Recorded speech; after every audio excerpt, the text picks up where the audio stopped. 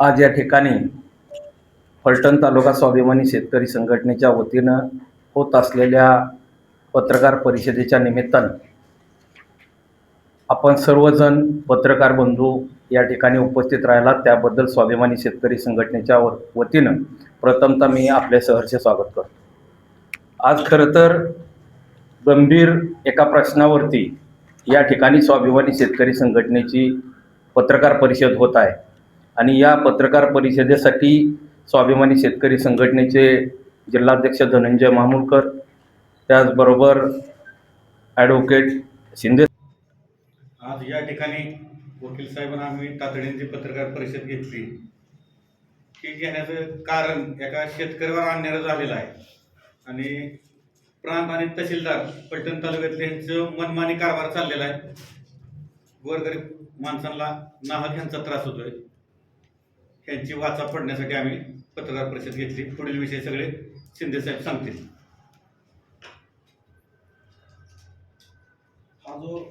आज विषय आपण घेतलेला आहे की जमीन आहे फलटण तालुक्यामधली, तर त्याचं सिटी सर्वेमध्ये रूपांतर झालं। 1992 साली ही जी जागा आहे ती सिटी सर्वेमध्ये वर्ग झाली। 6447 असा त्याचा सिटी सर्वे नंबर आहे। ही मूळची जागा जी होती ती अमित श्रीवास्तव यांची होती, त्यावरती फलटण नगर परिषदेचं रिझर्वेशन होतं। खेळाचं मैदान आणि प्राथमिक आरोग्य प्राथमिक शाळा 2 सर्वे नंबर होते आणि त्यानंतर ते रिझर्वेशन उच्च न्यायालयाच्या आदेशाने वॅकेट झालं। पण 7/12 वरती आरक्षणाची नोंद तशीच होती। त्यानंतर आरक्षणाचं जे काम आहे ते करण्यासाठी दौंड तालुक्यामधील रणवरे आणि बारामतीचे गाडगे असे जे आहेत त्या लोकांनी त्यातले जे आहेत श्रीवास्तव शेतकरी कुटुंब त्यांना सांगितलं की तुमचं जे नाव आहे ते कमी करून देतो, आम्हाला तुम्ही अधिकारपत्र द्या। त्यांनी त्यांना सिटी सर्वेचे अधिकारपत्र दिलं होतं आणि त्यामध्ये हा जो सर्वे नंबर आहे 49 याचा कुठेही उल्लेख नव्हता। मी पत्रकार आपल्याला त्याच्या कॉपीज दिलेले आहेत। असं असताना फलटणचे जे तहसीलदार आहेत त्यांनी काय केलं की हा जो 92 साली 7/12 बंद झालेला तो 7/12 पुनर्जीवित केला। तो केला त्यानंतर यातले जे मूळ शेतकरी आहेत अमित बैरागे त्यांचीही गोष्ट लक्षात आली की बाबा आपल्या बॅक बिहाइंड यांचा कुठलाही अर्ज नाही आहे, काही नाही, आपला 7/12 चालू झाला आहे। मग त्यांनी काय केलं की 2 जानेवारी 2026 तहसीलदारांना अर्ज दिला।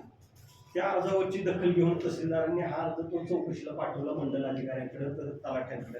तलाठ्यांच्या आणि मंडल अधिकाऱ्यांच्या अहवालानंतर तहसीलदार साहेबांनी 10/2/2026 रोजी यामध्ये आदेश केला की नगर भूमापन हद्दीतील दुहेरी अभिलेख 7/12 बंद करण्याबाबत याबाबत जे आहे ते आयुक्तांचं परिपत्रक आहे, त्याचाही संदर्भ इथं घेतलेला आहे। बघा, जमाबंदी आयुक्त महाराष्ट्र राज्य यांच्याकडील परिपत्रक 30/8/2018 त्याचा क्लिअर आहे की ज्या जमिनी नागरी भागात आहेत त्या नागरी भागातल्या जमिनीचं सिटी सर्वेचंच प्रॉपर्टी कार्डच असते, त्याचा 7/12 चालू ठेवता येत नाही।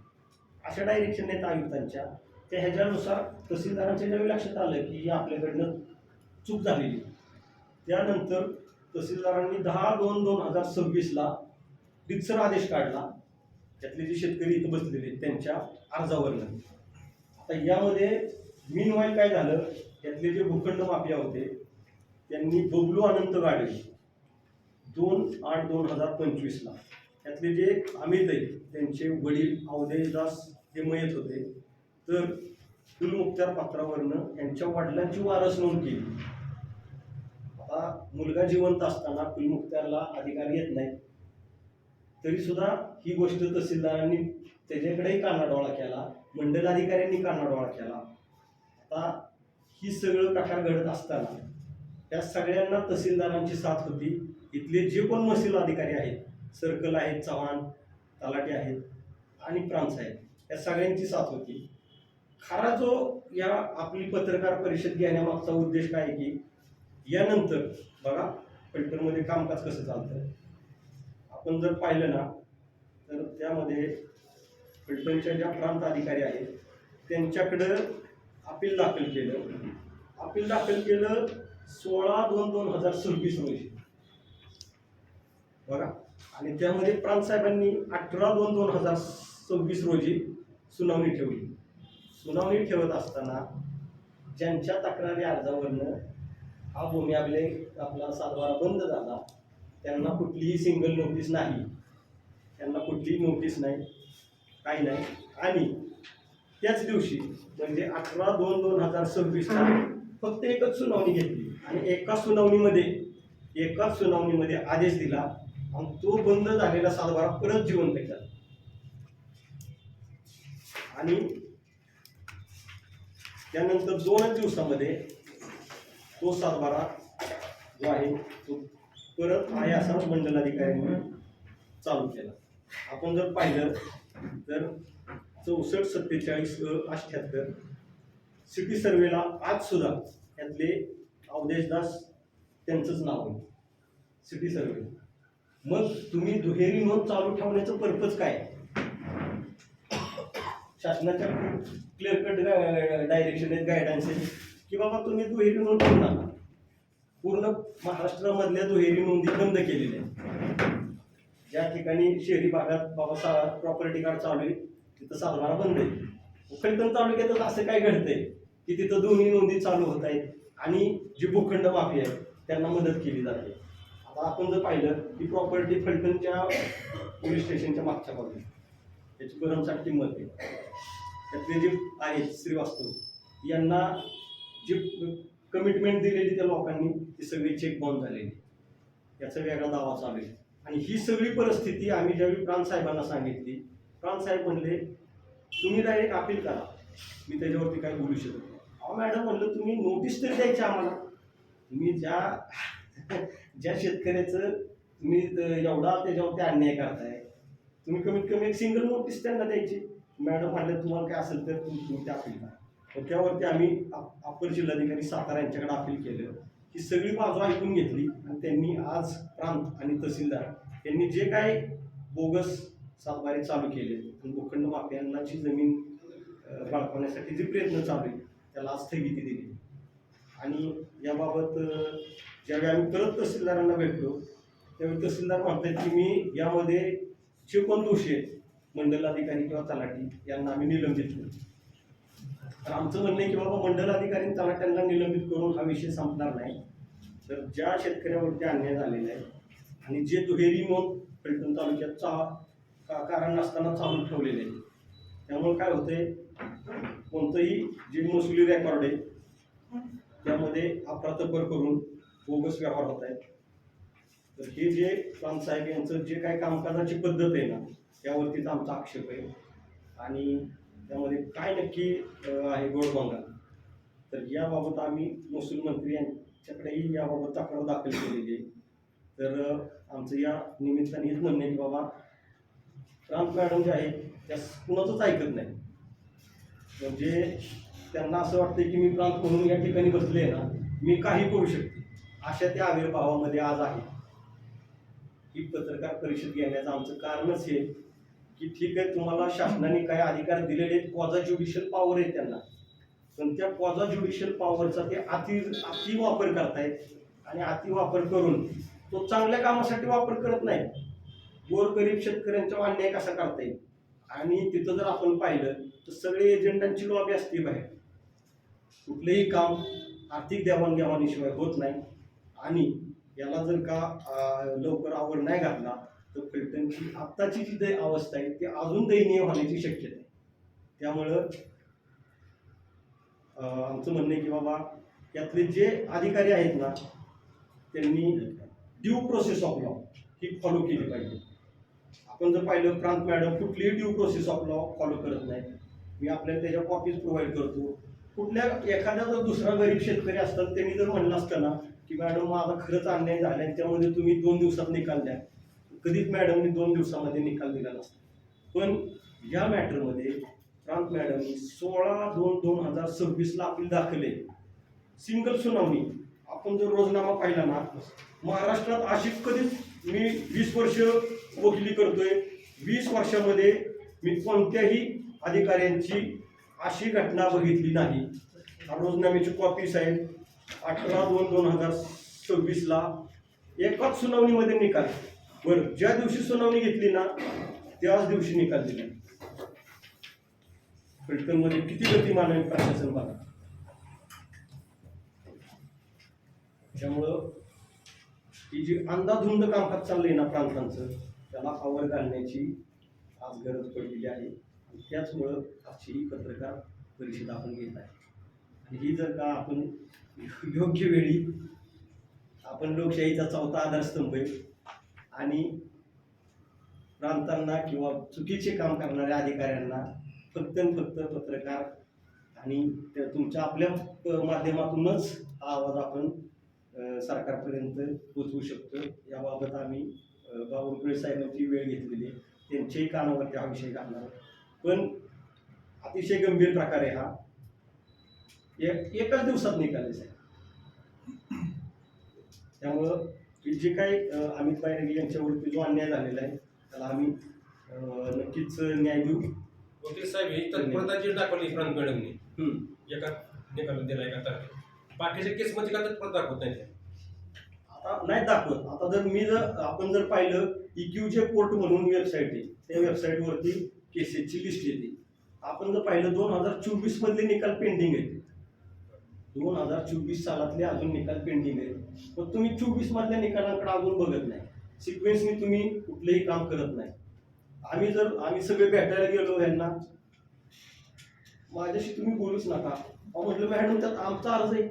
मूळ मालक काय म्हणल्या, नाही तुम्हाला काय असेल तुम्ही वरती जावा, कलेक्टरकडे जावा. अशी उडवाउडवीची उत्तर मॅडम दिल्या जाते. कुठल्याही शेतकऱ्याला तिथं योग्य वागणूक दिली जात नाही, बोलणं त्यांचं नीट नाही.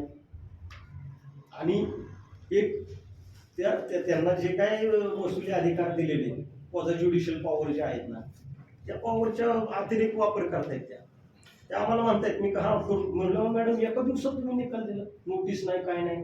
कमीत कमी खालचं जे आहे RMP खालचं रेकॉर्ड तरी तुम्ही तहसीलदारांचं मागवायला पाहिजे होतं की बाबा तहसीलदारांनी जे काही प्रोसिडिंग निकाल सातबारा बंद करण्याबाबतचं जो कामकाज केलेलं त्यांच्या ज्यावेळी लक्षात आलं की बाबा हे चुकीचं झालं, त्यांनी जो निकाल दिलेला आहे ती प्रोसिडिंग तरी म्हणलं मॅडम तुम्ही मागवायची. तर म्हटलं काय गरज नाही त्याची. म्हणलं आम्हाला नोटीस तरी काढायची, आम्ही मूळ शेतकरी, आमच्या नावावरती जमीन आहे. नाही म्हणले तुम्हाला माझ्या विरोधात निकालाच्या विरोधात काही जर असेल तुम्ही माझं तक्रार करा, अपिलात जावा. अशा प्रकारची उत्तरं दिली जातात. त्यांचा हा जो निर्णय आहे त्यामुळं तुम्हाला आर्थिक आणि मालकी हक्काच्या दृष्टीनं किती नुकसान झालंय साहेब? आता जर पाहिलं या जमिनीची जी किंमत आहे सरकारी किंमत ती 2022 साली 7,52,00,000 रुपये होती. 2022 साली 2022 साली 7,52,00,000 रुपये फेस व्हॅल्यू होती. आणि त्यातले जे आहे प्रांत मॅडम त्यांनी ह्याचाही कानाडोळा केलेला. त्यामध्ये स्टॅम्प ड्युटीचं उल्लंघन झालेलं आहे. तो विषय त्यांच्याकडला नाही आहे, त्यांच्याकडला जो महसूल नोंदीचा विषय. पण यामध्ये यातले जे शेतकरी आहेत त्यांचं जवळजवळ 7 ते 8 कोटी रुपयाचं यामध्ये नुकसान झालं. आता यापुढं आपण कोणती कायदेशीर पावले उचलणार आहात? यामध्ये आम्ही यातले ज्या लोकांनी या जमिनीमध्ये बोगस डॉक्युमेंट तयार केलेली, यात मूळ जे आहेत सूत्रधार गोबलो अनंत गाडवे, त्यामध्ये हा स्टॅम्प पेपर आहे मला. त्यांनी 21/8/2025 स्टॅम्प पेपर केला आहे.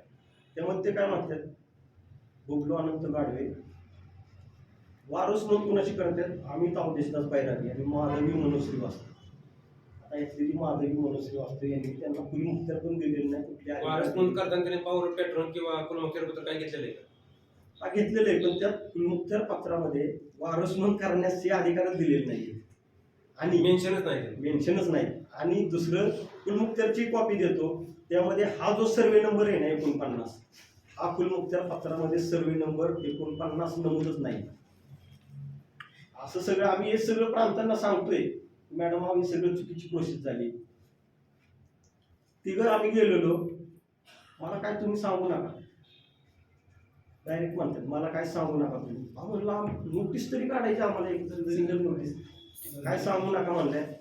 कागदोपत्री कायद्याच्या चौकटीत राहून बबलू गाडवे आणि दिलीप रणवरे यांचा जो संबंध ह्या प्रकरणाशी जोडला जातोय, हो. जमिनीशी त्यांचा डायरेक्ट नेमका काय संबंध आहे? आणि ही जी जमीन आहे ती रिझर्वेशन होतं.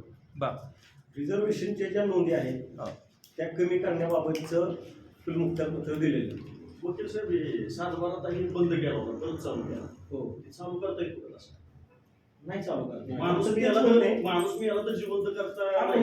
7/12 बी जिवंत नाही झाला पाहिजे. नाही झालं पाहिजे. बंद झालं. ते म्हणणे की महाराष्ट्रात दुहेरी जिथं जिथं नोंदी होत्या, हो.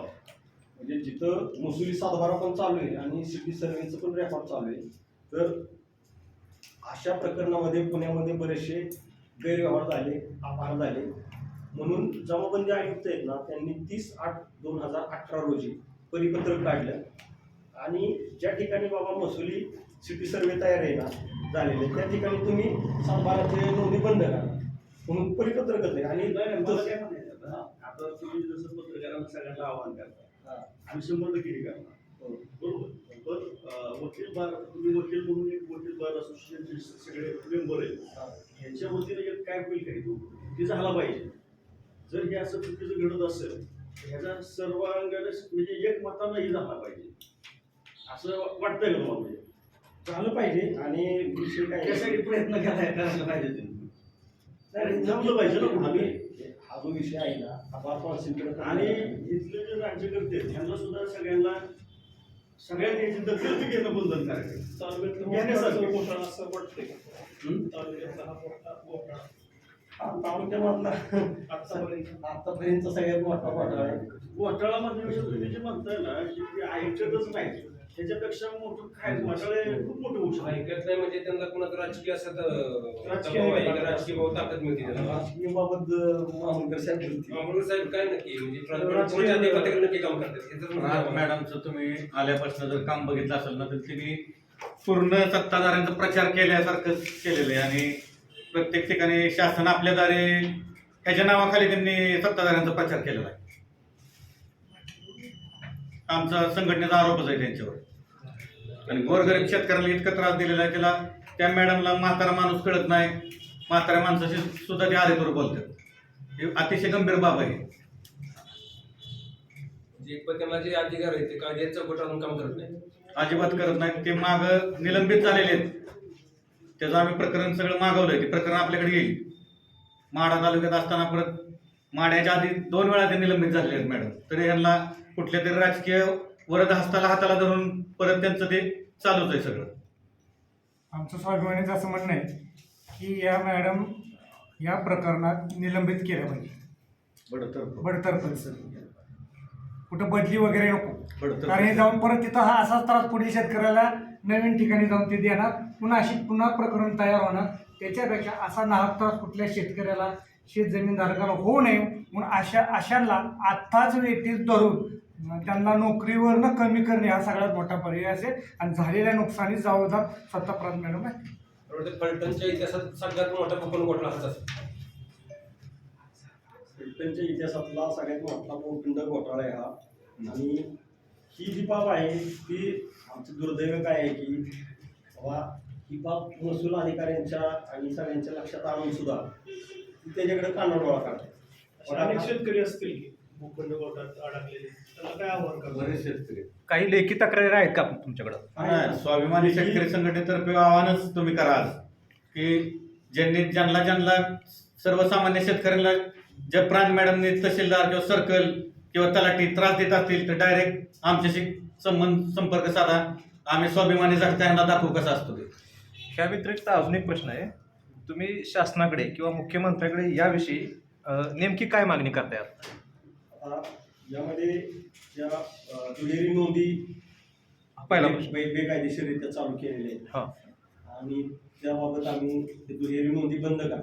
फलटण तालुक्यात यापूर्वी देखील अशा प्रकारच्या दुहेरी नोंदी होऊन घोटाळे झालेले. तर त्याबाबत आम्ही महसूल मंत्र्यांना एक लेखी निवेदन दिलेले आहे. हे जर असे पडत गेले ही एकाने चूक करायची तालुका लेवलला, समजा उद्या गाव लेवलला तलाठी करते, ग्रामसेवक करते, कोणताही अधिकारी करेल इथं.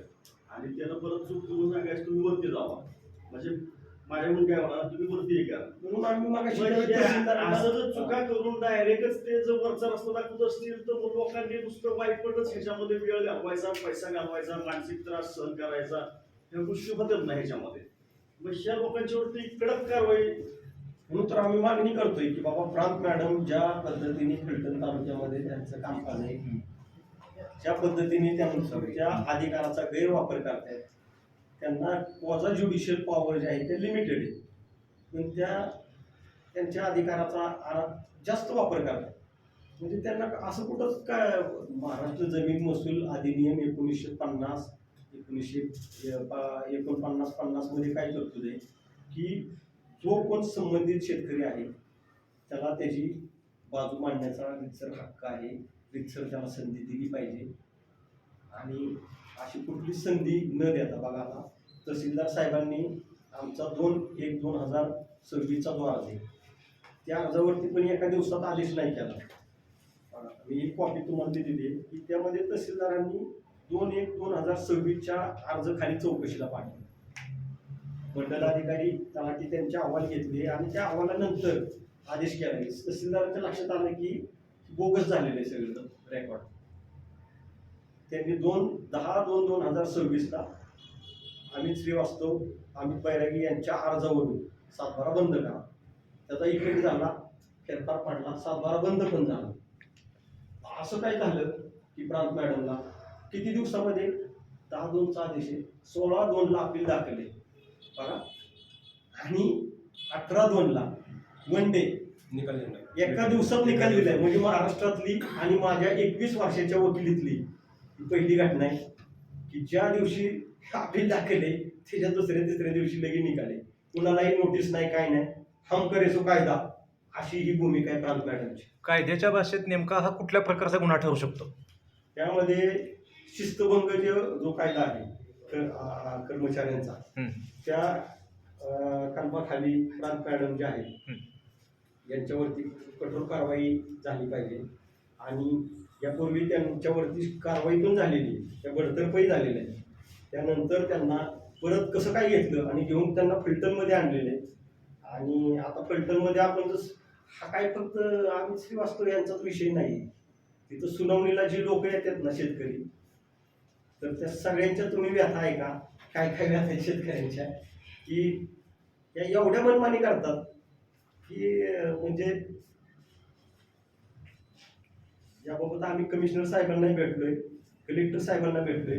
कलेक्टर साहेबांनी हे सगळं बघितल्यावरती कलेक्टर साहेब सुद्धा स्वतः म्हणले की गंभीर बाब आहे, मी स्वतः यामध्ये लक्ष घालतो आणि गरज पडली तर आम्ही यामध्ये बावनकुळे साहेबांनाही भेटणार आहे.